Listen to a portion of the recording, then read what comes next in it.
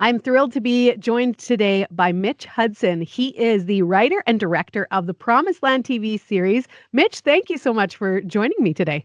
Thanks for having me, Sylvia. I'm excited to be here. Absolutely. So, we'd love to hear, what is this Promised Land TV series? Yeah, so The Promised Land is a show about Moses and the Israelites on their journey from Egypt to the Promised Land. And we are kind of catching them in the middle of the journey. So this is kind of a part of scripture that isn't really focused on that often. We're post the Red Sea. You know, a lot of the Moses stories happen before and leading up to the Red Sea. This is now they are in the desert and they're on their way to the Promised Land. And it's a comedy show where we try to really emphasize some of the frustrations and the headaches that Moses and his family experienced while trying to lead the people. And it's hopefully a fun time. I love that. And I would love to know the mind behind why you wrote this historical timeline and Bible story as a sitcom. Yeah, so it's fun because I guess the other detail to know about our show is that it's in the style of like a documentary show, kind of like The Office or Parks and Rec, where we are interviewing the characters and we are, we'll show a scene and then we'll cut to an interview with Moses where he's like, that was crazy, or things like that. Yeah, and for us, it was really all kind of in the support of helping us get to know these characters like never before. I think with a sitcom, you tend to really get to know the characters. They become like friends, to mention another sitcom, or, you start to really know these people and have kind of you can relate to them on camera because you're getting to know them through both the comedy and the kind of just hardships that they face. And so for us, doing a show like this was really a great way to kind of hear from Moses and his family like never before. Such a unique take, and I'm a huge sitcom fan myself, so Oh, I'm good. really excited to watch this. But what fears or challenges did you face when writing it in this style?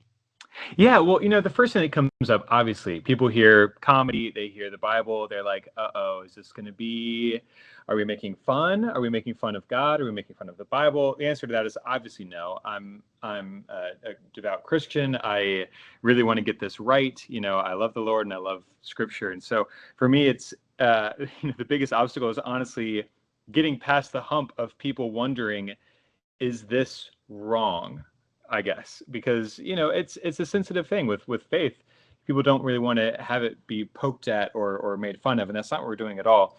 Our saying with writing the show has been that we are reverent of Scripture, but we're irreverent about people because the Lord made people, and we are also people. And so the characters in these stories were people. They were people that God used, but they were still people. And so we treat Moses and his family as if they were regular humans, which they were, because I think the point of why Scripture is so helpful to us today is that we look at these stories and we say, hey, these were people who made mistakes, people who were imperfect, people who got things wrong a lot, but God still used them.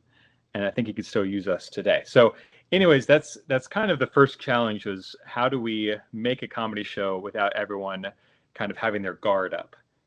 And so for me, the solution to that challenge has been tell the truth of the stories and fill in the gaps with comedy.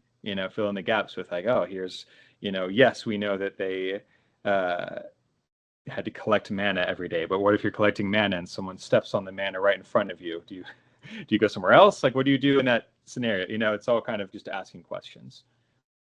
Beautiful. Have you gotten feedback already?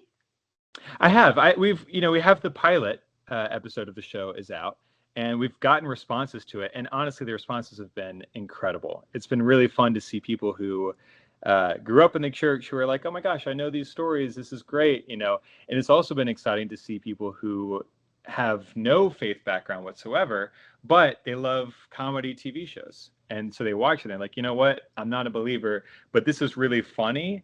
And I'm kind of interested to learn more about this just so I can keep up with the show. And that's been really exciting for us. Have you been assistant director on The Chosen? Is that right? I have. That's right. Mm-hmm. Okay, so I would love to know, did that role help you at all in creating this show? Oh, absolutely. The Chosen has been great because The Chosen has set such a precedent for telling biblical stories at such a high quality, while also being very authentic, right? I like to think that The Chosen and The Promised Land have the same goal, which is adapting the Bible in a way that is relatable for a modern day audience. The big difference between our shows is that The Chosen is going for more of a serious, uh, drama TV show route versus ours, the comedy dial is turned up for sure. But they're both seeking towards authenticity. And being on set of The Chosen and watching how Dallas and the writers do that and how the actors are bringing that to life has definitely informed how I've approached The Promised Land. Even though we're doing more jokes, again, it's kind of still, okay, how do we make this real? Because the reality is what will make it both more serious and more funny. Agreed. Was it quite hard to cast these characters? It's certainly challenging because for our show, we have to find people who make sense in the world of this story, as in we're telling the story about people who are in the Middle East, from the Middle East. We have to find Middle Eastern actors, was a part of it. But also, they have to be people who are funny without trying to be funny, and good at improv. All of our actors that we have in the show are great because they understand that they don't have to. I don't know. You can tell when someone in an audition is trying to go for the joke, and you can tell when someone is trying to be real, and their pursuit of being real is very funny, and that's what our actors are. They're great at being genuine and hilarious at the same time, and they're so good at improv. When the new episodes come out, you're going to see some scenes that were basically kind of created in the moment, just between some of our characters. It's a lot of fun. That's fantastic. I can't wait to see all of it. Why did you choose to release it on YouTube? So we released the pilot episode on YouTube last summer, and that was so exciting for us. It was great to see people responding to it. We've gotten a couple million views, and that's just been really exciting for us to kind of grow our community via YouTube. And so with releasing the rest of the season, we knew we wanted to start with YouTube because that's where our audience already exists. That's where the people are. And YouTube is also the main streaming service, especially for younger viewers. And by younger, I'm talking like college age, 20s. That's kind of the primary streaming service, and that's really where our show is targeted. Is kind of that 18 to 25-year-old range. It's for everyone, but that's kind of the majority of our current community of our show. So, we were looking at other streaming services. Where should we go? But it just made sense to us to just go where the people were, and that's why YouTube made sense. What do you hope viewers take away from watching this show? I love that question. Yeah, I mean, the first thing that I hope happens is that people watch the show and they find it funny and they have a good time. I want people to be entertained and enjoy the show and get to know the characters.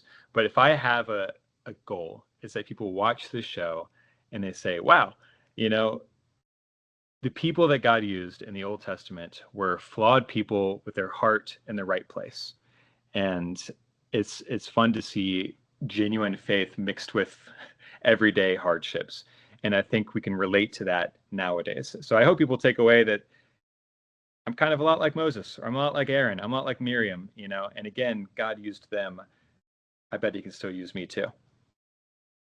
Well, I have to say, as a huge fan of The Chosen already and loving this idea of the Promised Land, thank you so much for making the Bible so relatable and really something that you can grasp in a brand new way. So Oh, appreciate thank it. you. Of course. Yeah, I'm glad. And I hope you enjoy the new episodes. Absolutely. Well, thank you again for taking the time, Mitch. Is there anything else you wanted to share? No, I mean, the Promised Land, the season 1 is coming out on YouTube weekly starting October 1st. If you haven't seen the pilot, you can watch that right now. And episode 2 drops October 1st only on YouTube. Fantastic. Thank you again, and good luck with everything. Thank you. Great to meet you, Sylvia.